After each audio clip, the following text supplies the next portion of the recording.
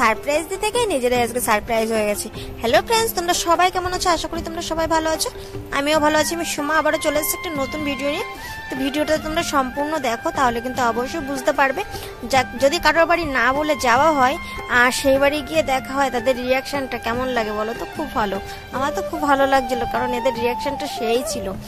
কারণ এদেরকে আমরা না বলেই চলে গেছিলাম। হুট করে দুই ভাই বোনের ডিসিশন হয়েছে যে আজকে যে চল বারবার করে ডাকি, যেহেতু ভাই আসার পরে ভাই আসার সময় পায় না। এটাই হচ্ছে বড় একটা সমস্যা, যে ভাই আসতে পারে না, ভাইকে সবসময় ডাকে।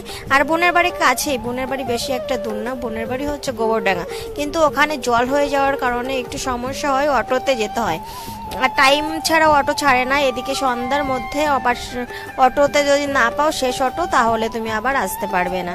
কিন্তু আমাদের তো আবার চলে আসতে হবে, তার জন্য আমরা বিকেল গেছিলাম, কিন্তু অটোতে আমাদের অনেকক্ষণ বসে থাকতে হয়েছিল, টাইম হয়েছিল না বলে। প্রায় 8 ঘন্টা মতন আমরা বসেছিলাম।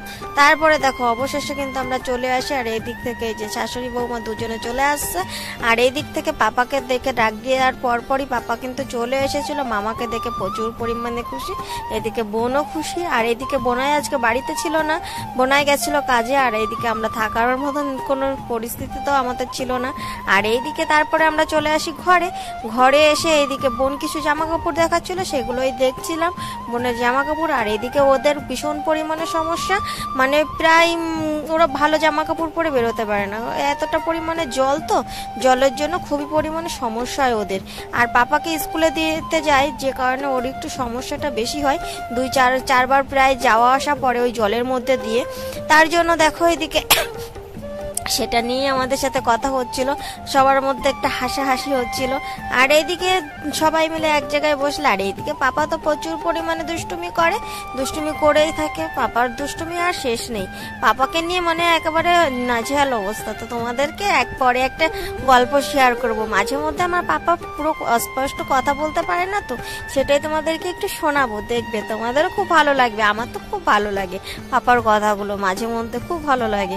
তো তোমাদেরকেও একটু শোনাবো। দেখতে পাচ্ছ তো, দুষ্টুমি কোনো নেই। এইদিকে দেখো মামাকে দেখাতে এসেছে কোট্টোর মধ্যে কি আছে। তারপরে বলছে কি খাও, আমি বলছি না।